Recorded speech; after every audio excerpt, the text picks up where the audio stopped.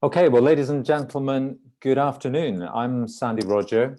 I'm the Circular Economy Project Lead for the Toilet Board Coalition, and I'd like to welcome you to the first event in a week of events building up to World Toilet Day next Sunday, the 19th, the week we're calling our Virtual Toilet Business Summit. Last year we had a live summit in India. I guess in the future we'll do that again, but this time we're doing it virtually, which hopefully means we can get even more people involved in the business of sanitation. And the purpose of this whole week is to launch a big new idea, the idea of the sanitation economy. And there's going to be a whole series of events running through the week, which will publish new insights, introduce you to a number of experts, give you the opportunity to contribute in different ways. So we have quite a program ahead of us. And my colleague, Alex Knizovic, is going to join at the end of this webinar and talk us through the events for the week ahead. So let me turn to the webinar that we're having right now. This is running across 4 continents. We have 6 other contributors, and it has a very central purpose in the work of the Toilet Board, because at the heart of what we do is what we call the Toilet Accelerator. And the Toilet Accelerator is a unique program which really embodies what the Toilet Board is about, which is bringing together large and small businesses. Each year we have a cohort of small companies, and we provide a whole range of support to them during the year through the large companies who are our members, and indeed other contacts and other advice as well. And we're now nearing the end of the 2017 year. We've had 5 fascinating companies in the cohort this year, and we're coming to the end of the formal program, although of course the relationships and indeed many of the activities are going to continue after now. This is the 2nd year that we've done this, and one of the things we're doing this later this week is announcing the 2018 cohort, which will take us into a 3rd year. And so gradually we build up this community of exceptional sanitation businesses. So who are the businesses who we have on the call today? Well, let me start in India. We have Swapnil Chaturvedi, who heads up Samagra. From Kenya, we have David Auerbach, who heads up Sanergy, and then also in Kenya, Andrew Foote, who's the leader of Sanivation. Then in South Africa, we have Marc Lewis, who runs the BioCycle, and from Ghana, Aart van den Beukel, who runs Safi. And these 5 will all introduce themselves in just a moment and say a little bit more about their businesses. Also on the call today, we have Pete Dulcamara. Pete is the Corporate Vice President of Research and Engineering at Kimberly-Clark Corporation, one of the founder member companies of the Toilet Board. And Pete has been one of the most active people involved in the mentoring and support of the businesses, both last year and this year. And so Pete is here really to speak on behalf of the mentors and the member companies. And we'll come to Pete in a few moments. So that's who we have on the call. Let me not waste any more time in introductions. And let me get into the substance of the call. So what we're going to do is we're going to go around this panel probably about 4 times with some questions. And I'm asking each of them to give short answers to long questions, or certainly to big questions. But hopefully what we'll do with some really powerful insights from these guys will build up the picture. And I suppose the thing to have in your mind is this big idea of the sanitation economy. Think of it as a big picture, a big jigsaw, lots of pieces. And what you're hearing from today with these companies are some of the pieces of the jigsaw that are already in place, that are already working. So their insights are the insights that all of us can build upon as we build this bigger system. So let's work around and hear what these jigsaw pieces really look like, and begin to get a sense of what the sanitation economy can really achieve. So the first question I'd like to share with the guys is simply this: what have you gotten out of the Toilet Accelerator experience over the last year? And say a few words to introduce yourselves as well as we go around. So I'm going to start in South Africa with Marc Lewis.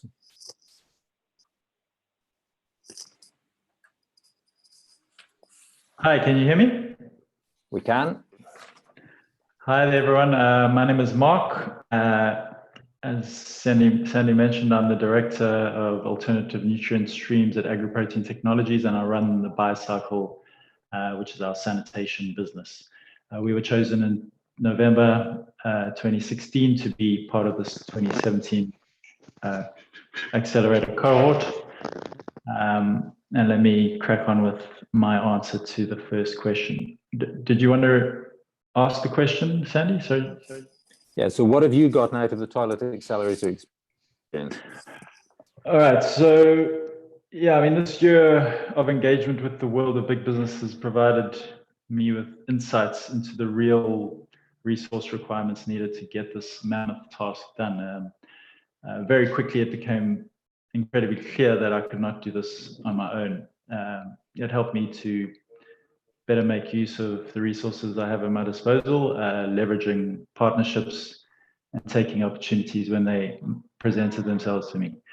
My mentor at Kimberly-Clark, Clay Bunyard, provided really useful guidance and introduced me to the relevant colleagues within his organization, and basically helped me begin my marketing preparation work to take us from our raw product development into product sales, but basically a long journey to get to product sales.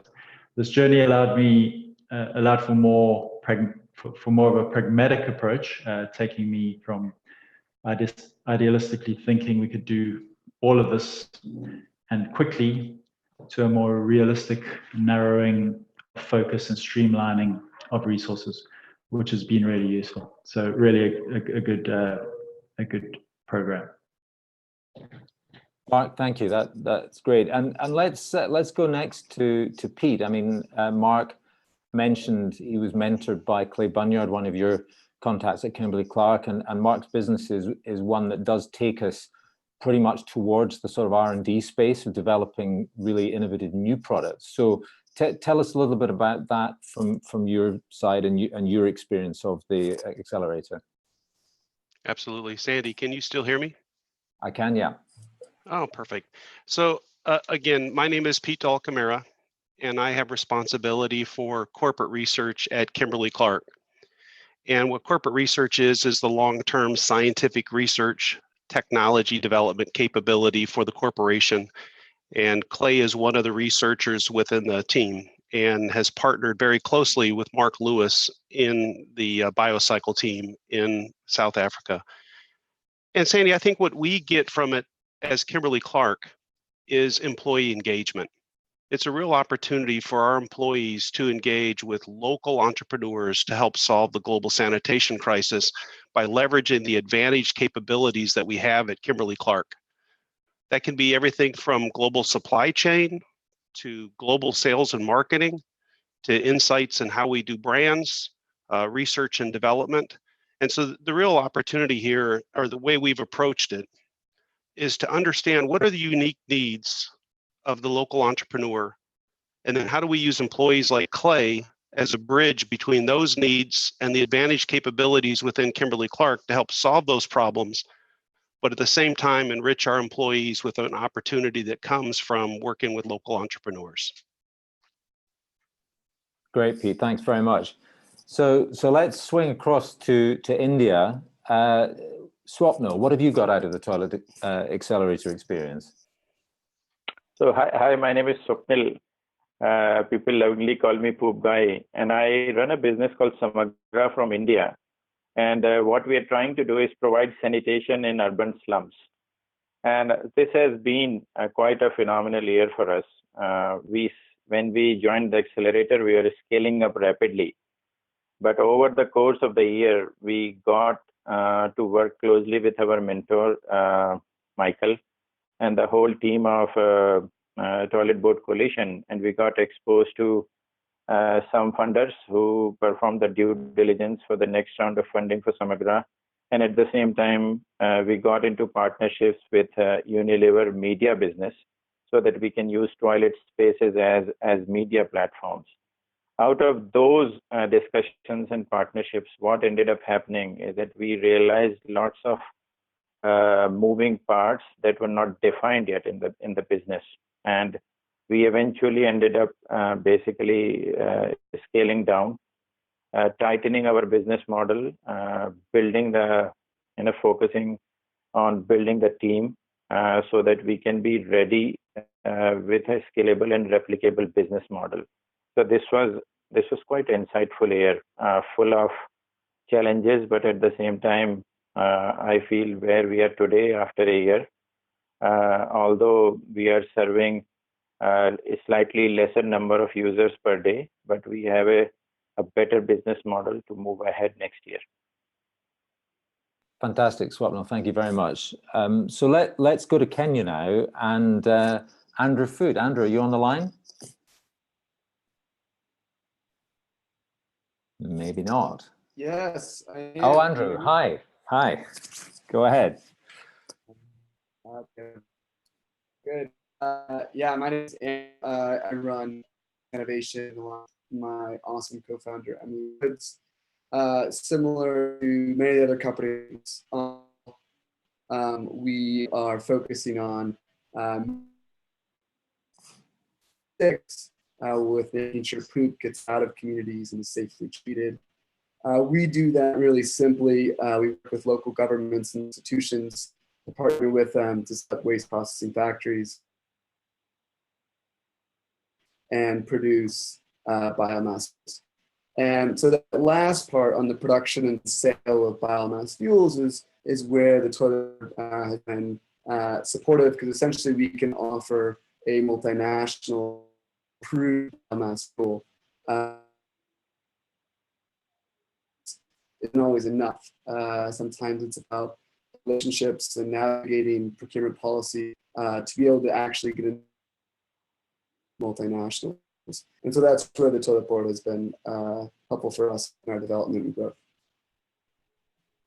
Andrew, thank you for that. Andrew is based in Naivasha in Kenya, a couple of hours outside Nairobi, and not a place blessed with the very best of connectivity there. So hopefully you got a sense of Sanivation's engagement with this, particularly around procurement, around the solid fuel products that they're producing. And Andrew, if you can hear me, one suggestion might be now we all know what you look like. If you might find you get a better signal if you just do audio, because I think the bandwidth is struggling. Most people may not have been able to hear you. So give it a go with the audio, and let's see if we can hear you more clearly next time. Okay, so we will go west across Africa from Kenya and to Aart, who has Safi operating in Ghana. Yes, hi. So my name is Aart, and I represent Safi with an office in Ghana as well, and I'm here in Amsterdam. And what we do traditionally is we collect fecal and stored organic waste to produce energy, produce biogas that we put into electricity to the grid, and we produce compost. And traditionally we work more with the governments, and through the introduction of toilet board, we were able to also look at it from a different perspective to see whether you can also do this also with the government, but also with the industries. And for us, that also offered like a new opportunity and a new way of thinking. So with the support with mentorship of Unilever, we were able to get a better insight in how the industries think, but also in the complexities of how this works. So on the one hand, you see opportunities and you see complexity. So how do you make that into a proposition? And aside from that, of course, we've also been able in the past year to more work with the toilet board network in a broader sense, and to also get views from other industries. So I think so far so good, and we're still doing some work in market assessment, but in the coming weeks we hope to conclude those as well. So that has been very fruitful. Great, Aart, thank you very much. So let's complete the set back to Kenya again, and David Auerbach from Sanergy. Hi, everybody. My name is David Auerbach, one of the co-founders of Sanergy. What we do is provide safe sanitation specifically in urban informal settlements. So we franchise toilets to residents of informal settlements who keep them clean, safe, and open, and then we collect the waste and converted into valuable end products, specifically organic fertilizer and animal feed. And the way that the toilet board has helped us has been twofold. First, has connected us with to a really great network of mentors, including one person who used to be responsible for the provision of safe sanitation in the city of Durban in South Africa. And he joined our board earlier this year. And the toilet board was a really big advocate for him to join our board. And he was actually just visiting us this week, and we had just, he went into all these meetings with government in particular, and just, really shook things up and was provocative in a very helpful way, but also so credible because Durban is the #1 city in terms of being able to provide safe sanitation through non-sewered approaches. And then secondly, as we convert this waste into organic fertilizer, which we're selling on into the market, and it's a very complicated regulatory market, especially the export market.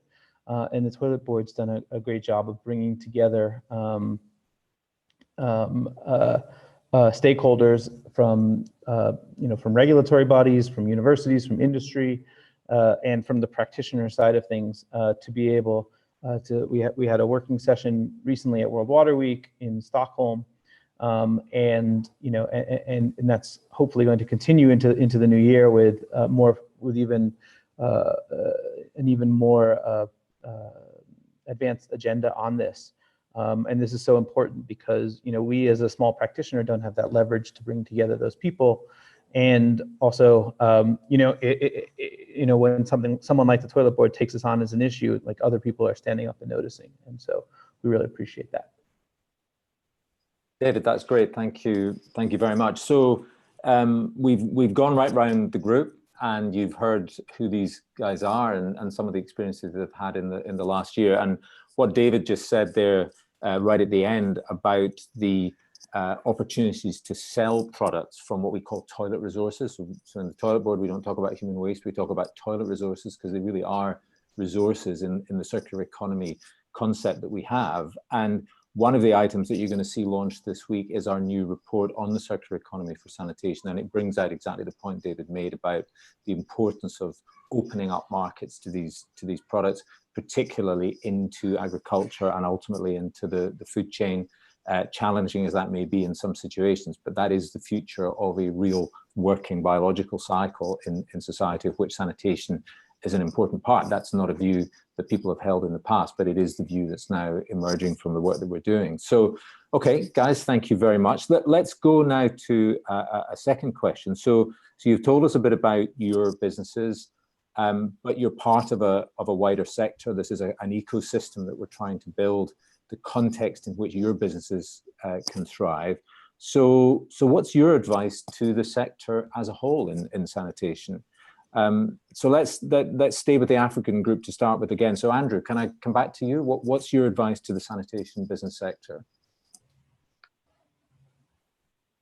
Can you hear me this time? Much Great. better, Andrew. That's excellent. Thank you. Great.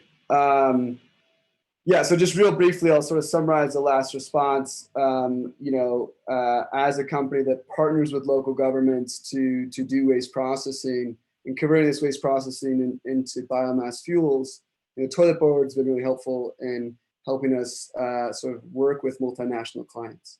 And so that's been really key because we can sort of offer them a better fuel, but it's more than just offering them a better product and service. It's about building those relationships and understanding those procurement policies. So that's been incredibly helpful. In terms of what advice to the sanitation sector, I think just as a whole, everybody in the sector needs to talk about it more. We need to get way more people involved in the sanitation sector. We need to be talking about it at whether it's even though it's uncomfortable, at dinners, at happy hours, over coffee.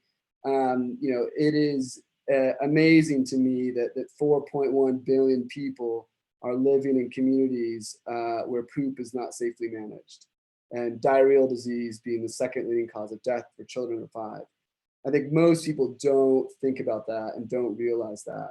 And so the more and more as a sanitation sector, we can sort of get outside of our echo chamber and let people know how important it is to have sanitation services and the market opportunity there, the better off the sector and just everyone in general will be.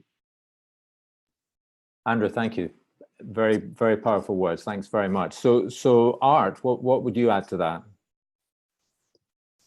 Yeah, what can I say? I mean, the sector is very broad, a broad statement. You can look at the industries, for example, who want to be involved. You can look at the startups. And I think basically for any business, it's about understanding who the customer is and what the demand is. And the demand sometimes is different from what we think from a Western perspective, what the need is. So I think that for us has been a lesson learned. And I think also to make the sector aware, or let's say the customer aware of what we can offer. Things like being patient from all the players is something that I think all of us has to have experience with. The expectations towards growth are sometimes I think more important than what people may expect from profits. Although in the end we all want to make a profit, but the growth perspective has to be there as well. And well, a thing like local ownership of the models is also something that we think is very key. And that's what also all of the cohort members are trying to work on. How can you make sure that the model is adapted to the local standard and there's a local buy-in for what you do? I think these are some of the things that we think that the sanitation sector has to work on, aside from the transparency and the things that Andrew was talking about. So lessons learned and talking about it. All right, thank you. Excellent, excellent. David, anything to add to that? Yeah, sure. I mean, I think, you know, the 4.1 billion number, I mean, obviously the huge pressing need as Andrew laid out, but like, you know, also thinking about this, there's the famous story about Bata, which is a shoe company that is very prevalent here in East Africa. And basically they came and did their diligence of the East African market. And they were like, oh, people in Africa, nobody wears shoes. It's going to be a disaster. And then another guy was like, no, nobody wears shoes. It's a perfect market. And I think that's like a good way to think about some of the sanitation challenges that we all face. David, thank you. Great. So Marc, finishing the four corners of Africa on this one, what would you say to the sanitation sector? Hi there. Yeah, I mean, mine is more focused on the research angle. I think the increase in volume of research and the rigor of the data coming out of sanitation's production development streams, it continues to build on an important body of evidence that shows the benefits that can be achieved through repurposing these toilet resources. These benefits being obviously the health, environmental, and financial aspects. Having said that, there's still much to know, and the value of this R&D function cannot be overlooked, nor should it be left to another day. I think we need more focused R&D support from business right now to get us to that next level where toilet resources are respected and safely disposed of, and the value coming from it. As we've all noted before, enabling entrepreneurs with the funds to prove that this work is valuable. Proper cash to get the job done, and then either we put this to bed or take it to the world and make the changes that we all profess to be able to make. So I would say continue to support our small businesses and help us to get to the next level.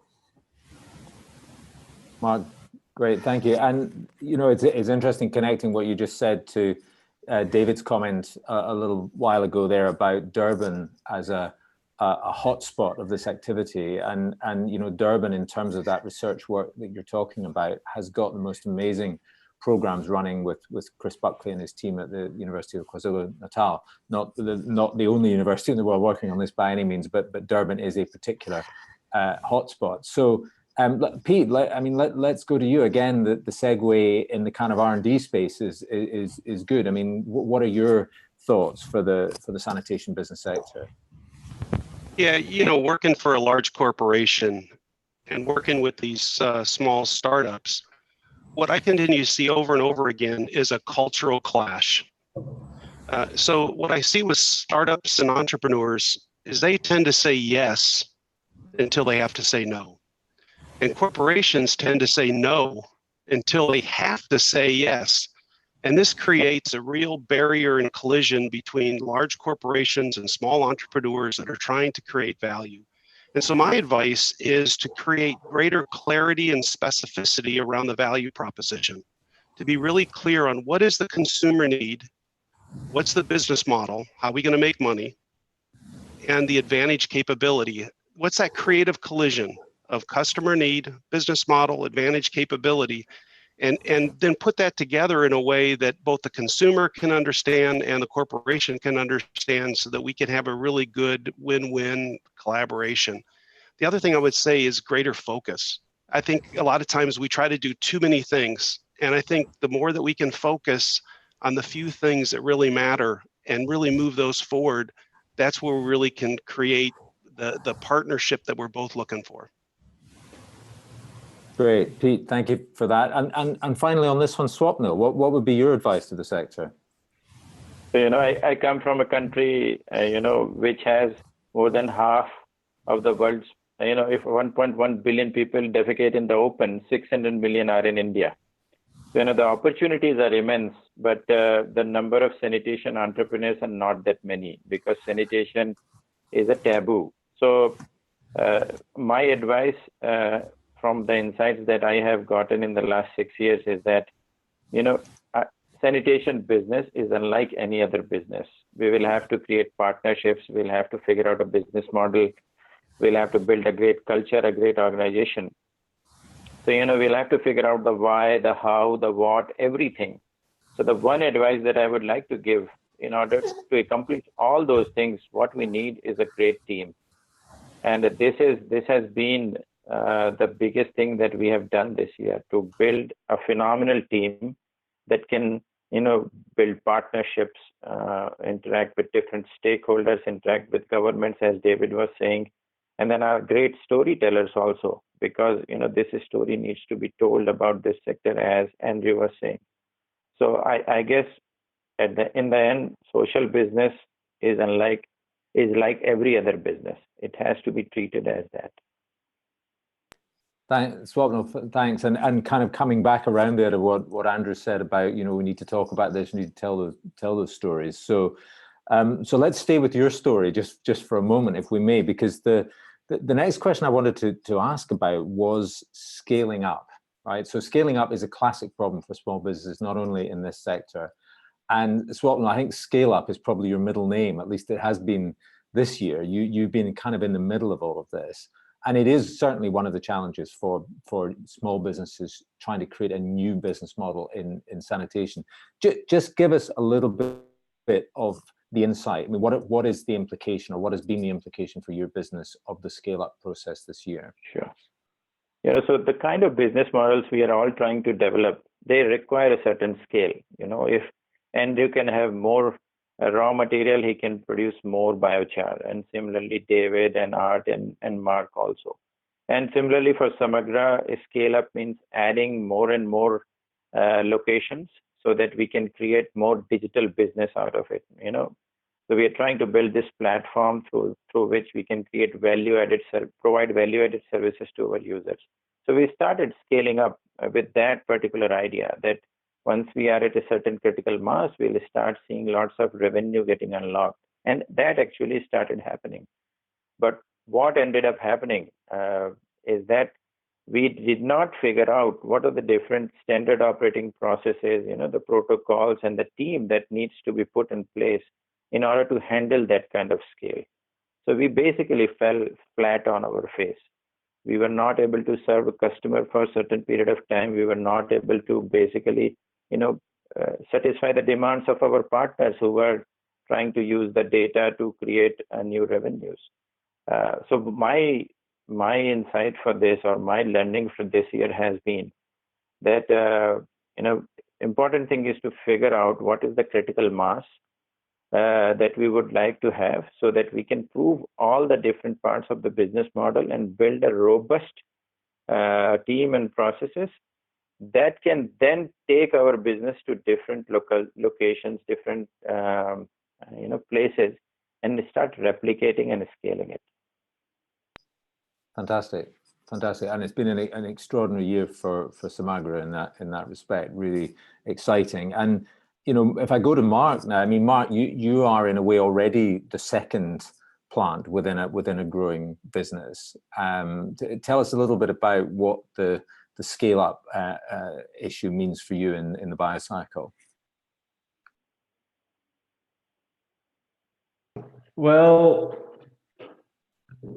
I mean, for us, it's been quite a difficult process. Our core business is scaling up based on a different feed stream. So we all know the toilet resource debate, the yuck factor around this waste stream is massive globally. And what agri-protein are doing is trying to access a feed market that is struggling around the concept of insects. So for us, trying to get into this alternative nutrient stream, this sewage resource, toilet resource, has been quite a difficult upscaling process. And we've had to, as Pete mentioned and others have mentioned, really focus in on what our immediate goals are, what our low-hanging fruit is, what the potential is, how we can get product to market as quick as possible, and then slowly work at the other bigger picture, which is getting it into the spaces we really want it to go. So it's been a difficult process. We are on our way up, and scaling is on the cards. We are there. Marc, thank you for that. Let me turn to Pete on this one. I mean, Pete, you're in a business which is already at massive scale. How do you see this issue of scale up, looking at these entrepreneurs trying to grow their businesses? Yeah, there's a simple equation that I like, which is performance is equal to potential minus interference. And so as you think about this equation, right, we're looking for greater performance. We have untapped potential in these entrepreneurs. And I think what we really need to focus on is what are all the obstacles, what are all the barriers, and really bring lean thinking to these problems to really understand what are the root causes and make sure that we're putting the right countermeasures in place to address those root causes to really live to our full potential to deliver the performance. And so that's how we focus on at Kimberly-Clark, is really focus on what are all the interferences, obstacles, root causes that keep us from scaling up, and focus on those things. And I think that's a good way for entrepreneurs to think about it as well. The one thing I would add to that equation is encouragement. I think the full equation is performance is equal to potential minus interference plus encouragement. Sometimes we just need a little bit of, hey, you can do it. I believe in you. And so I think that's what we need to focus on. And that really does help from a scale up perspective, from a people perspective, a technology perspective, and a consumer perspective. That makes sense. That's great. And maybe there's a mantra for the toilet board there. If the potential is there, then maybe we're the guys who can help with the encouragement and remove as much interference as possible. That's certainly something we can focus on. So Andrew, what's your perspective on this? You've already got a second site running. So what's your view of scale up?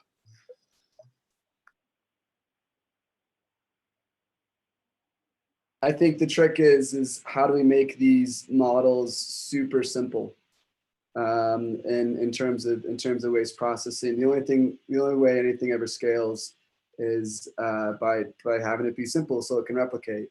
But I think when we think about what sort of is needed in terms of help, it's not just making the models simple for replication, but it's also ensuring that municipalities really sort of embrace a resource recovery approach. And so you don't have as long of sort of sales and business development time of sort of educating municipality on the rationale and reasons to do a resource recovery approach, but they're already on board, and then it allows the replication to happen a little bit more quickly. Great, and Andrew, thanks for that. David, any last thoughts on the scale-up question from you? Yeah, no, I think that on the scale-up question, I mean, I think, you know, the one thing that we're learning is that our customer is changing, you know, and when we started, we were very much focused, and continue to be, but as the customers being like residents of informal settlements, you know, and we've developed our products and services such that it satisfies their demands. But now, as we think about growth and systems change, you know, it's that customer is increasingly becoming the municipality, and you've heard both, Andrew and Aart and Marc all talk about this too, and you know, that's a different game because that's just people who think in the millions, not the thousands, and being really cognizant of that as we all develop our businesses and as others come into the sector too, that, you know, you really do have to be designing for that, even if you're not right at the beginning. Excellent, David, thank you for that. Real big insights from right across the group there on scale up. And, you know, there's a kind of intensely practical job to be done here, isn't there? There's stuff that you know, business leaders need to get into in a very kind of gritty and determined way, and it's really interesting to hear those insights. Let's just flip from there for one last question, and guys, I'm going to ask you to be very, very brief on this because we're running a little bit late. Just in a sentence or two, what's your vision? I mean, what do you see as the future of this sector? So Swapnil, can I start with you on that one? So, you know, the last decade of India belonged to IT. And I believe that the next 2 decades belong to SHIT. And my vision is that, you know, there are hundreds and thousands of entrepreneurs coming into this sector. And, you know, the policies change when entrepreneurs jump in. And so the ecosystem gets created so that this gets accelerated because we don't have a lot of time. Great. Swapnil, thank you for that. Andrew, what about you? Your vision? Leaning in and embracing innovation. And then secondly, I would say, you know, we're starting to bring in more stakeholders to the sanitation community, whether that's, you know, the multinationals from the TBC, traditional medium to large scale private sector, governments, municipalities, and really seeing a system where each incentives for each of those stakeholders is aligned to create sort of the systems change that David was talking about. Great, thanks, Andrew. Aart, what about you? Yeah, I mean, I think already, I started in 2010, and I think I've already seen a big change in how the governments and the industries are looking at this type of solution. So I think that the need for resources, or for energy and for nutrients for agriculture, that's inevitably becoming a growing need. And so everybody around it who initially was hesitant, in the end will join that opportunity. And if there's business involved, then everybody will be interested. And I think we can show that's the case. So I think in 5 years' time, I think the market will look very different in this respect. Thanks, Aart. And David, what about you? Yeah, I mean, I think, you know, the future of the sector, I mean, I think off-grid is going to be huge. I think that we've seen that in telephones, we've seen that in power, and I don't see why we won't see that in sanitation, especially as we prove that the resource recovery aspect of things is there. Fantastic. And Marc, what would you add to that? For me, more incorporation of biological and mechanical technologies to resolve this issue. I think if we can start to include insect technologies in the space and create offtake opportunities, products coming out of here, I think that is the future. Really resolve a crisis that needs that type of technology to make it happen. Yeah. Great, Marc. Thanks. So we've heard from the 5 entrepreneurs there. Let me turn to Pete finally on this round. I mean, partly to answer the question about the future of the sector, but also just, you know, listening into the guys over the last half hour or so, and any final reflections from you, you know, thinking in terms of the mentors and the members of the TBC. So Pete, what are your thoughts? Yeah, my first thought on the vision question is I would like us to find the Moore's law of sanitation. How do we double the number of people that have access to sanitation at half the cost and twice the speed? We're living in the greatest period of transformation in human history: nanotechnology, biotechnology, artificial intelligence, robotics, blockchain. How do we use these technologies to move from scarcity to abundance? That's my vision for this sector. As I listen today, I'm reminded of another equation. Maybe I'm a scientist by heart, but the equation is innovation is equal to stimuli raised to the power of diversity divided by fear. And what I heard today is a lot of stimuli, a lot of different ways that we can solve the problem. I heard a lot of diversity. We have 4 continents on the call right now. So there's geographic diversity, industrial diversity, city versus rural diversity, technological diversity. I think what we need to focus on is lowering the fear. And I think we can do that through mentorship. I think we can do that through partnership to help mitigate the risk. And I think if we can focus on this equation of increasing the stimuli through the power of diversity and lowering fear through mentorship and partnership, we can innovate and move towards this vision of a Moore's law for sanitation. Pete, thank you. I just have to say a kind of big wow at the end of that. I am very much at a disadvantage in running this call in that I haven't been able to make notes of all the extraordinary, inspiring, insightful things we've heard, and really building up to an amazing vision for the sector. And remember, this is just the start of this week's events. There's a lot more to hear, new insights, building this picture of the sanitation economy that you've started to hear about this afternoon. So at this point, let me turn us over to Alex Knežević, my colleague in the toilet board. Alex, can you just talk us through what lies ahead over the next few days? Of course, absolutely. And the good news, Sandy, is this was all recorded and will be available on YouTube following it. So you can re-listen to it and take your notes on the second round. I will, I promise. So the Toilet Board Coalition has a big week planned.